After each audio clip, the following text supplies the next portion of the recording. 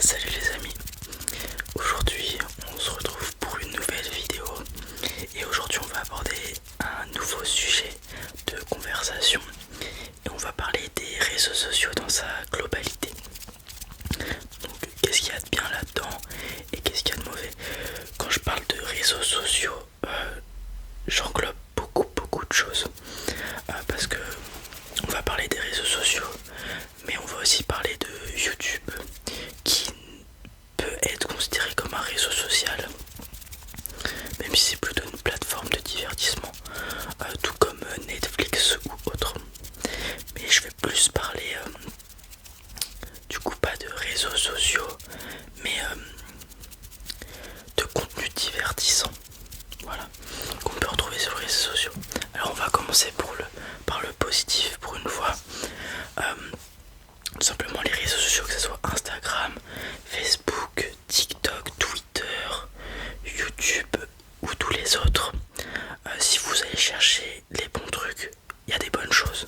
Je sais pas, vous voulez connaître un peu plus de sujets scientifiques, il y a les vidéos de Dr Nosman. Vous voulez connaître des faits un peu plus ludiques, il y a notre ami Jamy qui fait des vidéos. Bref, si vous allez chercher les bons endroits aux bons trucs, il y a de belles choses. D'une autre part, il y a plein de gens qui font des belles, des beaux projets avec ces plateformes. Donc là, ce qui me vient en tête, c'est par exemple MrBeast qui a planté des millions d'arbres grâce à sa communauté. Il y a Fast Good Cuisine qui a aussi fait, je crois c'est au mois de décembre ou novembre, où il a acheté plein de choses dans un magasin qu'il a redistribué pour des associations, pour les personnes qui ont du mal à se nourrir. Voilà, il y a plein de choses, il y a plein de points positifs. Ça vous permet d'apprendre des choses, de communiquer avec vos amis, votre famille qui est plus ou moins loin. Voilà, bon, grâce aux réseaux sociaux, là ce qui me vient en tête c'est Discord par exemple. Vous pouvez jouer avec vos amis dans un vocal, etc. Donc même s'ils ne sont pas là, ils sont là entre guillemets. D'ailleurs j'ai vu quelque chose comme quoi qui disait que maintenant les personnes considèrent voir leurs amis, même si ce n'est qu'une discussion Discord, même s'ils ne sont pas là physiquement, c'est comme si c'était avec leurs amis. Je ressens à peu près la même chose, à vrai dire, quand je joue par exemple aux jeux vidéo et que je suis avec mes potes sur Discord, qu'on rigole. Pour moi c'est quasiment, voire c'est équivalent à une sortie entre potes où on va rigoler de la même manière. Donc voilà, donc il y a plein de bonnes choses sur les réseaux sociaux, etc. Mais il y a aussi beaucoup de points négatifs. Alors quels sont les points négatifs? C'est que je vais essayer de structurer ça. On va commencer par un point négatif que tout le monde peut constater, je pense. C'est que du coup les gens sont de plus en plus mal dans leur peau, parce que sur les réseaux sociaux on ne voit que le bien des gens. Donc supposons que vous suivez un influenceur quelconque, il va vous montrer toujours qu'il est joyeux, etc. Il va vous montrer ses nouveaux vêtements, son nouveau corps puisqu'il a été à la salle pendant 6 mois, etc. Donc ça apporte beaucoup de complexes aux plus jeunes. Moi le premier, hein, je peux vous l'accorder, étant donné que je fais beaucoup de musculation, j'ai beaucoup de contenu à caractère autour de la musculation sur Instagram par exemple. Et qu'est-ce qu'on voit? C'est toujours des personnes qui font des performances incroyables. Donc je sais pas moi, 150 kg développé couché ou je ne sais quoi d'autre. Des gens qui sont taillés comme des dieux romains, des dieux grecs, ou enfin plein d'autres choses, vous voyez. Mais c'est que des contenus incroyables. Ou alors on a des contenus qui peuvent être choquants. Ça c'est différent, par exemple quelqu'un qui se blesse grièvement, ou d'autres choses. Et donc ça nous amène à un truc où ça peut complexer certaines personnes. Je pense qu'il y en a pour qui c'est vraiment, on s'en fout. Ça incite aussi toutes les personnes à être comme eux, comme les personnes qu'ils voient sur les réseaux sociaux. Et du coup ça peut les dissocier de qui ils devraient être au fond d'eux. Voilà, donc ça amène beaucoup de complexes. Donc c'est pas forcément exceptionnel. De deux, le point le plus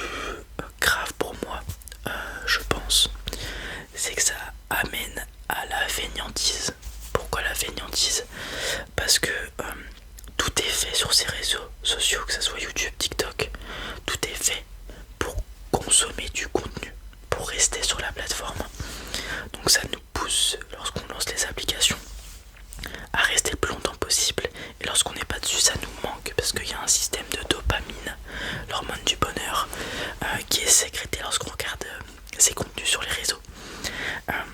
Donc ça nous pousse à la fainéantise tout simplement parce que on a toujours envie d'être dessus et on ne fait qu'être dessus. Pour moi c'est ça le truc le plus grave, parce que ça nous pousse à consommer ça qui est pas forcément sain la plupart du temps. Et je trouve ça vraiment grave.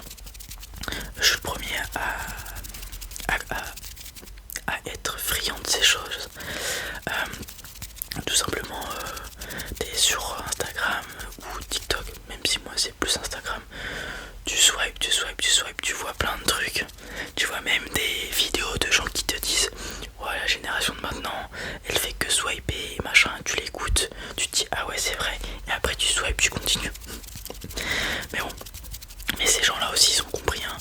C'est des personnes qui ont compris que les gens faisaient ça et du coup ils l'utilisent pour eux s'élever socialement, puisque on va pas se le mentir, maintenant les shorts, les TikTok, les reels, tout ça, il y a la possibilité d'avoir beaucoup d'audience très rapidement si on arrive à faire le contenu souhaité et qui fonctionne.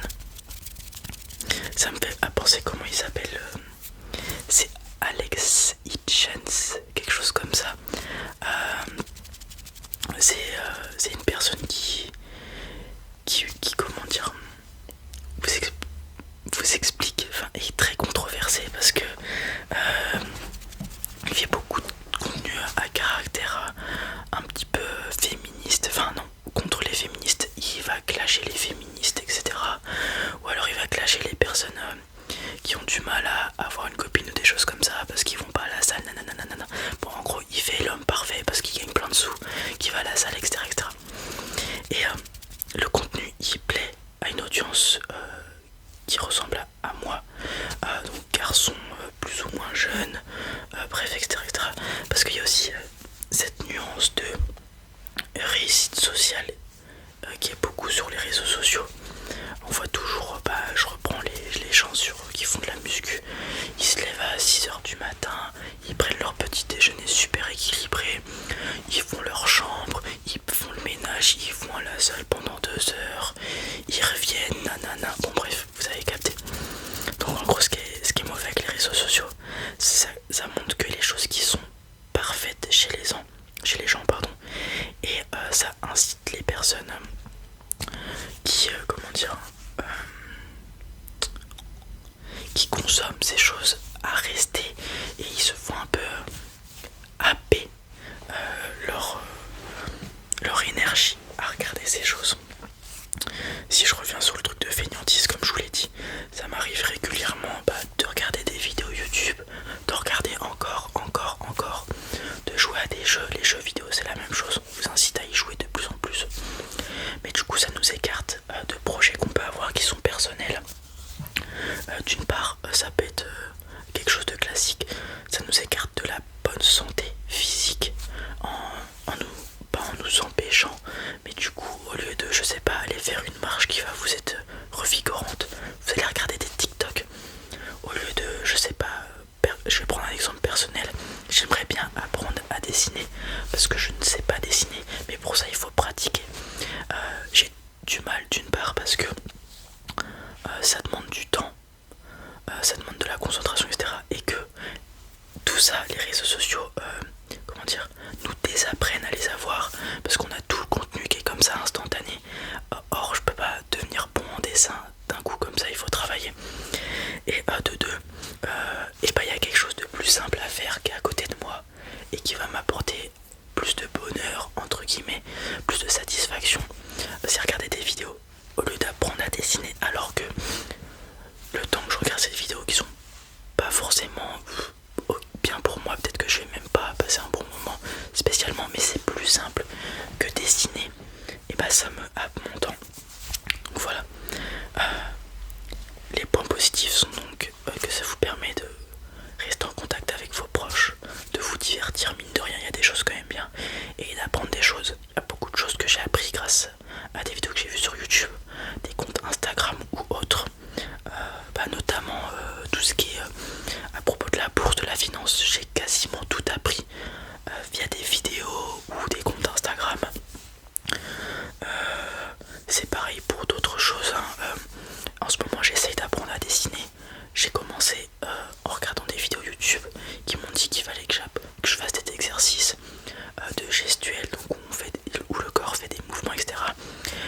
sur Pinterest pour avoir des croquis à faire, enfin des dessins à faire. Donc permet de rester en contact, divertir et apprendre des choses. C'est des bons points. Mais en contrepartie, je pense que les points négatifs sont bien plus importants, plus puissants que les points positifs. C'est que du coup, ça nous rend feignants parce que il y a quelque chose qui va nous apporter de la satisfaction puisque ça lâche de la dopamine qui est à proximité dans notre poche ou sur notre écran, sur notre ordinateur, qui est juste là, consommation rapide, on a juste à swiper. Donc ça nous rend feignants, ça nous empêche de faire des choses. De deux, ça peut nous créer des complexes parce qu'on voit que des choses parfaites sur ces trucs là la plupart du temps. Et de trois, quelque chose que je n'ai pas précisé, c'est incroyable parce que là on va partir plus global.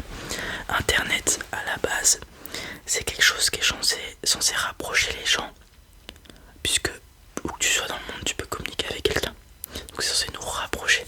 Mais j'ai de plus en plus l'impression que ça nous dissocie et ça nous fait rentrer dans des cases, j'ai envie de dire, de personnes. Les personnes qui vont à la salle, ça va pas avec ceux qui sont forts physiquement, parce que t'en as les plus bruyants qui disent que aller à la salle c'est que t'es grossophobe, etc. Vous comprenez ce que je veux dire? Donc c'est censé nous rapprocher Internet, mais ça nous sépare et ça nous dissocie de plus en plus de nos semblables.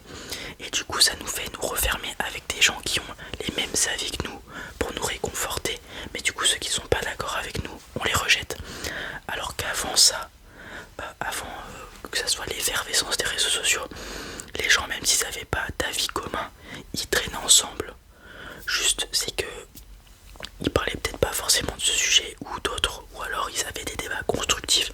Sauf que maintenant sur Twitter c'est ta gueule t'es gros, ou des choses enfin ta gueule tu fais du sport, ta gueule t'es féministe, ta gueule t'es transphobe, machin truc. Y a pas de débat, et je trouve ça vraiment triste et nul. Mais bon, c'est pas moi qui vais changer tout ça, malheureusement. Donc voilà, je pense que maintenant les réseaux sociaux apportent plus de négatifs que de positifs à la société en général, mis à part quelques individus qui arrivent à se servir de ça. Certains le font bienveillamment, je sais pas si ça se dit, mais certains le font en étant pas malsains, mais en se servant des gens comme moi qui consomment leur contenu tout simplement. Et je trouve ça assez dommage. Et d'ailleurs, même quand on s'en rend compte de ça, c'est que je pense pour que je me rends compte que je consomme ça parce que ça me fait de la dopamine. Je consomme les contenus des gens qui ont compris comment fonctionne le système des réseaux sociaux. J'arrive à voir tout ça, mais je continue de le consommer parce que je sais pas, parce que c'est plus simple comme ça, je me prends pas la tête tout simplement. Donc on revient sur le point de la fainéantise, on se prend pas la tête parce qu'il suffit de consommer pour avoir sa dose de dopamine et être heureux tout simplement. Enfin heureux, c'est un bien grand mot pour ce que l'on fait lorsqu'on regarde des TikTok ou autre. Voilà. Cette vidéo n'était pas à but de, vous mettre mal à l'aise ou vous dire que c'est pas bien de regarder des vidéos de TikTok, YouTube, machin et tout, d'aller sur les réseaux. Faites comme bon vous semble. Si vous passez un bon moment et que vous n'êtes pas d'accord avec moi sur ce que je viens de dire, c'est tout à votre honneur. Grand bien vous fasse.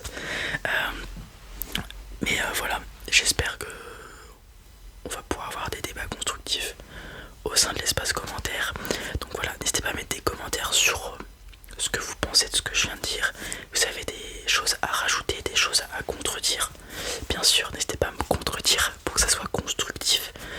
Mais ne soyons pas comme sur Twitter, tout simplement. Voilà, sur ça, j'espère que la vidéo vous a plu. Si c'est le cas, n'hésitez